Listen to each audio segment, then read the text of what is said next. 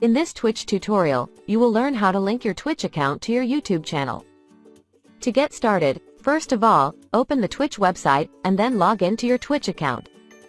Now simply click on your profile, and then click on the settings option in the menu. Here you will see all your account settings. So simply go to connections. Here you can connect your Twitch account with your other social media account, and here you can see YouTube.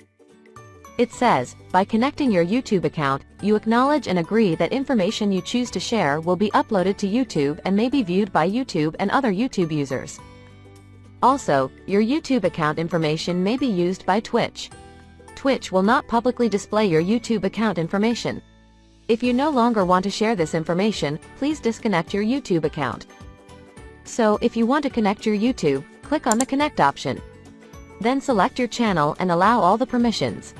That's it. Your Twitch will be connected to your YouTube. If you found this video helpful, please like the video and subscribe to my channel for more. Thanks for watching.